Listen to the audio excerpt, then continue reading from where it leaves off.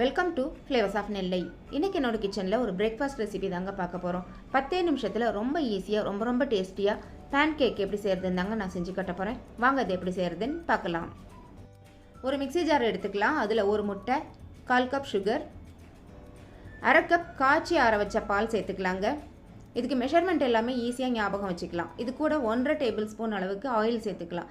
Refined oil தான் இதுக்கு சேர்க்கணும். ஃப்ளேவர்லெஸ் ஆயிலாக இருக்கணும். அடுத்தது வாசனைக்காக 1 டீஸ்பூன் வெனிலா எசன்ஸ், டேஸ்ட் எடுத்து கொடுக்கறதுக்காக ஒரு பிஞ்ச் உப்பு சேர்த்துட்டு இதை நல்லா அடித்து எடுத்துக்கலாங்க. சுகர்லாம் நல்லா கரையணும், அதனால நல்லா அடித்து எடுத்துக்கோங்க. இப்போ இதை வேறொரு மிக்சிங் பவுலுக்கு மாற்றிட்டு இதில் 1 கப் மைதா, 1 டீஸ்பூன் பேக்கிங் பவுடர் சேர்த்துட்டு இதை நல்லா மிக்ஸ் பண்ணி எடுத்துக்கலாங்க. கட்டி கட்டியாக இல்லாமல் நல்லா ஸ்மூத்தாக இருக்கிற மாதிரி மிக்ஸ் பண்ணி எடுக்கணும். இந்த கேக் பேட்டர் கொஞ்சம் திக்காக இருக்கிறதுனால நான் மறுபடியும் எக்ஸ்ட்ரா 1 டேபிள் ஸ்பூன் பால் இதில் சேர்த்துக்க போகிறேன்.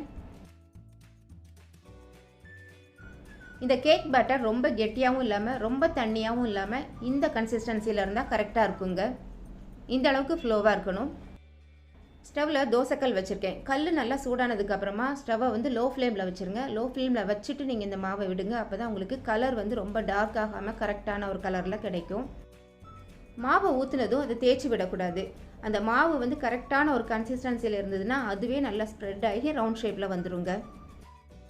அதே மாதிரி மாவு கொஞ்சம் லூஸ் ஆகிட்டுனா கூட நீங்கள் ஊற்றும் போது ஃப்ளாட்டாக தோசை மாதிரி ஆயிரும். இந்த மாதிரி மெத்துன்னு வராது.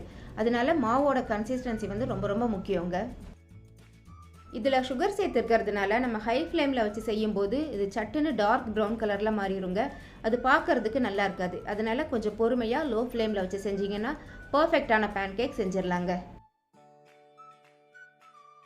மாவு ஊற்றுனதும் அதுக்கு மேலே சின்ன சின்ன பபிள்ஸாக வர ஆரம்பிக்கும். இந்த பபிள்ஸ் எல்லாம் கொஞ்சம் அடங்குனதும் அதை திருப்பி விடுங்க.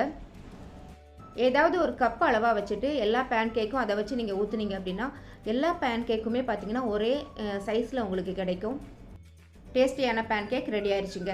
இது சும்மா சாப்பிடவே சூப்பராக இருக்கும். இது கூட ஹனி, பனானா, நியூட்ரல்லா, சாக்லேட் சாஸ், பட்டர் இதோடலாம் சேர்த்து சாப்பிட்டோன்னா டேஸ்ட் இன்னும் எக்ஸ்ட்ராடினரியாக வேறு லெவலில் இருக்குங்க. கட்டாயம் ட்ரை பண்ணி பாருங்கள். பர்ஃபெக்டான பேன் கேக் ரெசிபி ஒரு சில டிப்ஸோடு உங்களோட ஷேர் பண்ணியிருக்கேன்.